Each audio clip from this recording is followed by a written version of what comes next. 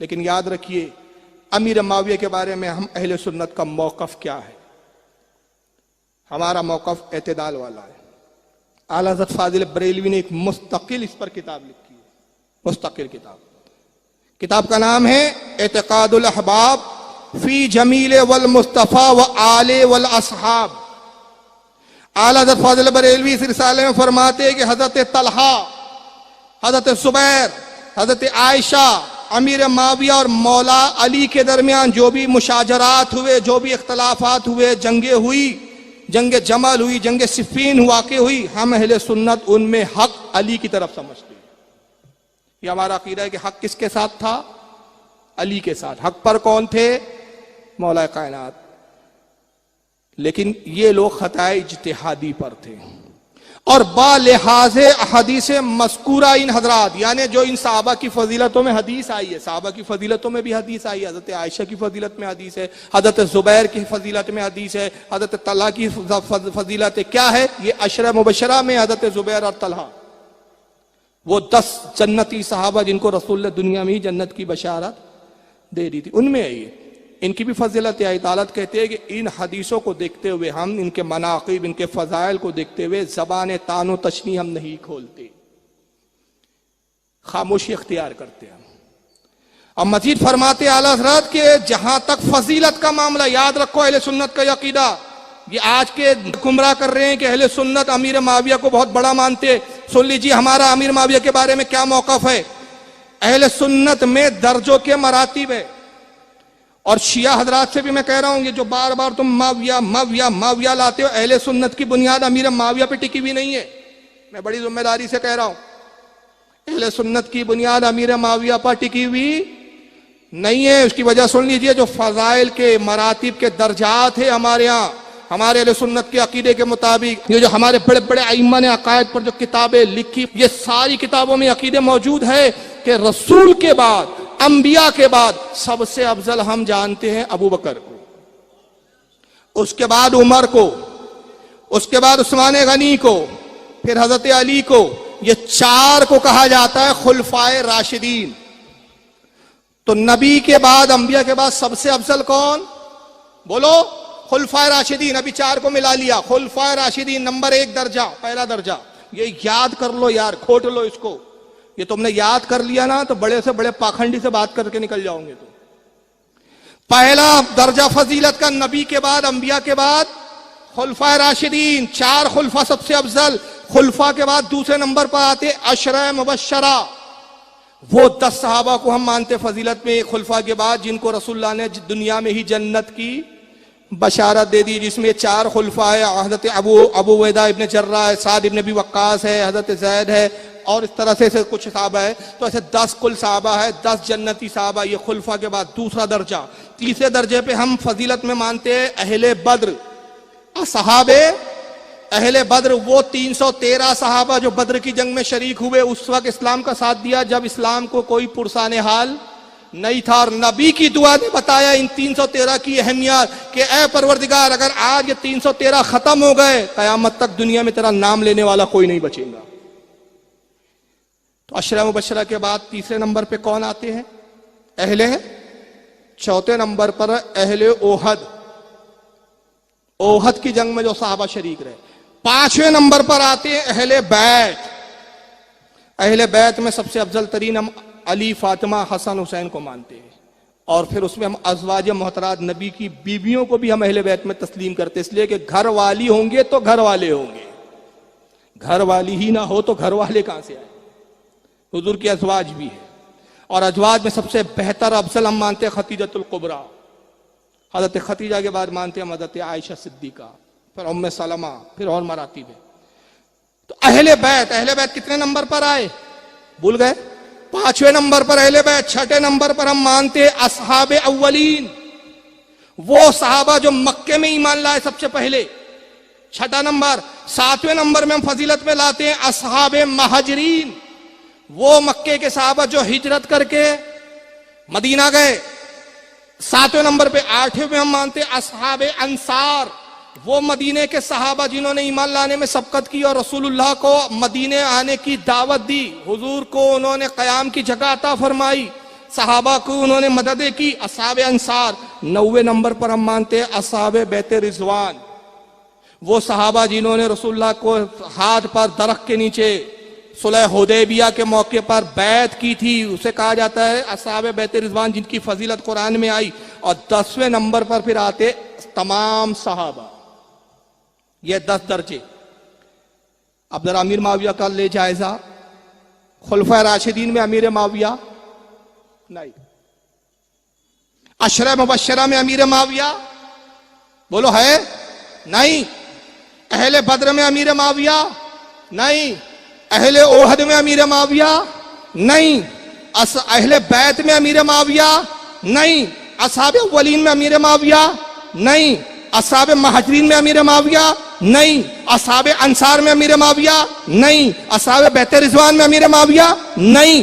10ویں number میں عام صحابہ کے درجے پر. تو جب امیر معاویہ ان 9 پہلے کے مراتب میں ہے ہی نہیں, تو بار بار امیر معاویہ کا لالا کے تم سنیوں کو بدنام کیوں کرتے ہو؟ سارا ٹھکرا سنیوں پہ پھوڑتے کیوں ہو؟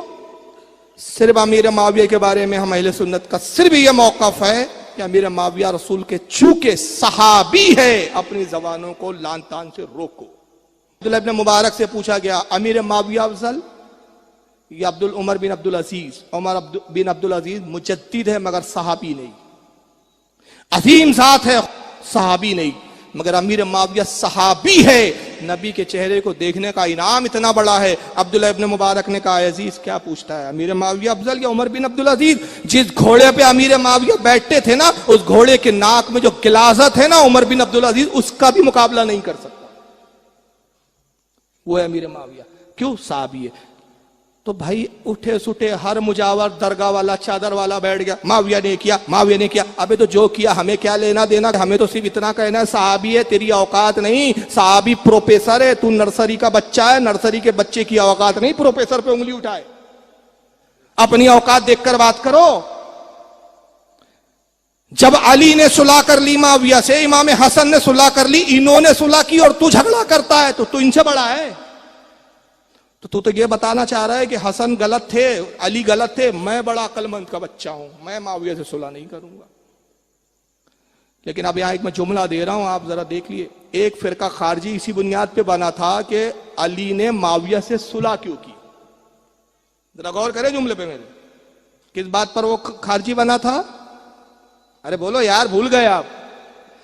پہلی تو سٹارٹنگ تو میں نے یہیں سے کی تھی تمہید, کہ وہ باغی اس لیے علی سے ہوا کہ علی تم نے معاویہ سے صلح کیوں کی. خارجی ہو گیا تو پتا چلا کہ علی نے صلح کی تھی, امام حسن نے صلح کی تھی. امام حسن نے جب صلح کی تو ایک طبقہ ان سے بھی باغی ہوا, اور یہ حضرت حسن کو تانا لے کے کہتے تھے معاذ اللہ عار المسلمین, عار المسلمین, یعنی مسلمانوں کو ذلیل کرنے والا, مسلمانوں کو ذلت میں ڈالنے والا. یہ امام حسن کو تانے دیتے تھے, تو انہوں نے امام حسن کو چھوڑ دیا, بعد لوگوں نے علی کو چھوڑ دیا. تو پتا چلا کہ جو معاویہ سے صلح کرے, یہ جو اس کو چھوڑ دیتے وہ خارجی ہوتے. تو آج بھی دیکھو کہ جو معاویہ کے خلاف بول رہا ہے تو سمجھ لو کہ یہ ہم میں سے نہیں, خارجیوں میں سے ہے.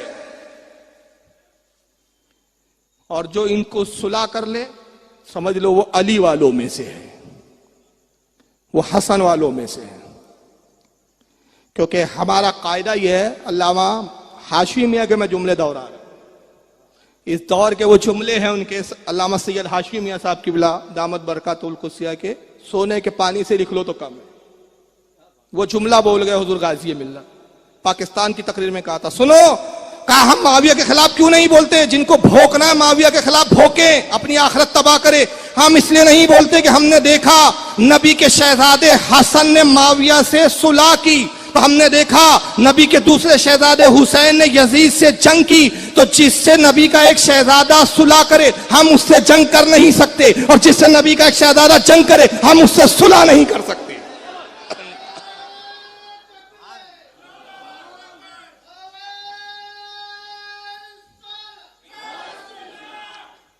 اور جو آج امیر معاویہ کے خلاف بھوک رہا ہے, جب مدینے کے لوگ بگڑ گئے تو ہم نے کہا ان کے پیچھے نماز نہیں ہوتی تو اس داڑھی منڈے کے پیچھے پڑھنے کا بولیں گے. جب عرب کے منافق ہو گئے تو ہم نے کہا بھائی اب عرب کے امام کا دھوس مت دکھاؤ ہم کو, ہم نے کربلا سے سیکھ لیا کہ امام نے 72 کی جماعت الگ کی تھی، 22,000 کی جماعت الگ ہوئی. امام نے بتایا جماعت کی تعداد نہ دیکھو، امام کا عقیدہ دیکھو. ہمارا عقیدہ ہمارے اماموں نے بتایا، ہمیں ہمارے امام کافی ہے، ہمارے علماء کافی ہے. لیکن بہرحال یہ آپ نے گالیاں دیکھی. لیکن آئیے حدیث میں 2 حدیثیں تلاوت کرتا ہوں تاکہ صحابی کا مقام آپ کے ذہن میں بیٹھ جائے. مشکات شریف آپ کے سامنے حدیث کی صحیح کتابوں میں شمار ہوتی ہے. کتاب المناقب میں حضرت صاحب مشکات خطیب تبریزی اس حدیث کو لائے، حدیث نمبر 6017. عن ابن عمر، عبداللہ ابن عمر سے روایت ہے، قال قال رسول اللہ صلی اللہ علیہ وسلم. عبداللہ ابن عمر کہتے ہیں کہ میں نے اللہ کے رسول صلی اللہ علیہ وسلم کو کہتے ہوئے سنا. آقا نے فرمایا اذا رأيتم الذين يسبون اصحابي فقولوا لعنة الله على شركم. حضرت عبداللہ ابن عمر کہتے ہیں کہ میں نے نبی کو کہتے ہوئے سنا کہ میرے آقا نے فرمایا کہ جب تم دیکھو کہ میرے صحابہ کو گالیاں بکی جا رہی ہے تو تم کہو ان گالی بکنے والوں کو کہ اللہ کی لعنت ہو تمہارے اس شر پر. پتہ چلا جو صحابی کو گالی بکتا ہے اس پر رسول لعنت کرتے ہیں. صحابی کو گالی بکنے پہ کون لعنت کرتے ہیں؟ رسول لعنت کرتے ہیں. اور یہ سمجھ رہا ہے کہ میں لعنت کر کے جنت حاصل کروں گا، علی کو راضی کر لوں گا. خدا کی قسم علی راضی نہیں ہوں گے، جوتے ماریں گے. اور اس حدیث کو مشکات کے علاوہ ترمذی میں بھی لائے امام ترمذی. امام ترمذی بھی اس کو اپنے باب کتاب المناقب باب فی من سب اصحاب النبی صلی اللہ علیہ وسلم کے تحت لائے، حدیث نمبر 3866 پر. حضرت امام حسام الدین ہندی بھی اس کو اپنی حدیث کی کتاب کنز الاموال میں لائے اس حدیث کو، جلد 11 صفحہ 532، حدیث نمبر 32484 پر. بہت سارے متعدد محدثین نے لکھا ہے، یہ حوالے موجود ہے لیکن اتنے کافی ہے. ایک اور حدیث سن لیں آپ کہ صحابی کا مقام کیا ہے. سنن ابو داؤد 6 کتابوں کی صحیح کتابوں میں شامل. سنن ابو داؤد کتاب السنہ باب فی نحی عن سب اصحاب رسول اللہ صلی اللہ علیہ وسلم. اس باب کے تحت امام ابو داؤد حدیث لاتے، حدیث نمبر 4658. عن ابی سعید قال قال رسول اللہ صلی اللہ علیہ وسلم. حضرت ابو سعید خدری سے روایت ہے، کہتے رسول اللہ نے ارشاد فرمایا لا تسبوا صحابی. آقا نے کہا لوگو میرے صحابہ کو برا بھلا مت کہو، میرے صحابہ پہ لعن طعن مت کرو. تسبو کے معنی گالی دینا بھی ہوتے ہیں، برا بھلا بھی کہنا تھا. تو میرے صحابہ کو گالی نہ دو، برا بھلا مت کہو، لعن طعن مت کرو، بہت سارے اس کے معنی. فوالذی نفسی بیدی، اس ذات کی قسم جس کے قبضے قدرت میں میری جان ہے، لو انفق احدکم مثل احد ذهبا ما بلغ مد احد ولا نصیفا. آقا نے فرمایا سنو میرے صحابہ کا مقام وہ ہے کہ میرا ایک صحابی ایک مٹھی جو اللہ کی راہ میں خیرات کرے اور تم احد پہاڑ کے برابر سونا اللہ کی راہ میں دے دو، میرے صحابی کے برابر نہیں ہو سکتے. احد پہاڑ کے برابر سونا یعنی پورا پہاڑی سونے کا ہو اور تم پورا کا پورا اللہ کی راہ میں لٹا دو. اور ایک صحابی کیا کر رہا ہے، غریب مسکین صحابی ایک مٹھی جو لا کے اللہ کی راہ میں دے رہا ہے. درجہ کیا ہے تمہارا؟ احد پہاڑ کے برابر سونا خرچ کرنا بھی اس کے برابر. غلام یاسین صاحب بیٹھے، اللہ ان کی دولت میں اضافہ کرے. غلام یاسین بھائی پوری دولت لٹا دینا تو غوث اعظم کی ایک دن کی ثقافت کے برابر نہیں ہو سکتی. غلط کہہ رہا ہوں یاسین بھائی؟ پوری دولت لٹا دینا، میں نے غوث پاک لے لیا، بہت بڑی بارگاہ میں چلا گیا، تاج الاولیاء کے 1 روپے کے برابر ان کی پوری دولت نہیں ہو سکتی. میرے تاج نے جس کو 1 روپیہ کر دے دیا نا، غلام یاسین صاحب کی پوری دولت رکھ دو، وہ 1 روپیہ بھاری ہے نا. ارے میں تو روپیوں سے تقابل کر رہا ہوں یار، میں بھی کہاں پڑ گیا، کہ چکر میں پڑ گیا. استاد زمن نے کہا جو سر پہ رکھنے کو مل جائے نالے پاکے حضور. ارے وہ چوتی ہماری چوتیوں کو کتے بھی نہیں پوچھتے یار، مگر آقا کی مل جائے تو جو سر پہ رکھنے کو مل جائے نالے پاکے حضور، تو پھر ہم بھی کہیں گے کہ ہاں تاجدار ہم بھی ہے. وہ جوتی جو سر پہ آ جائے نا، وہ نالائن پاک جو سر پہ آ جائے تاجدار بنا دے. صحابہ کا کیا درجہ ہوگا یار. اس حدیث کو امام بخاری بھی لائے. امام ابو داؤد کے حوالے سے میں نے بیان کیا. امام بخاری کتاب فضائل اصحاب النبی صلی اللہ علیہ وسلم باب فضائل ابی بکرین، حدیث نمبر 3673 پہ امام بخاری نے بھی صحیح بخاری میں لکھا. امام مسلم نے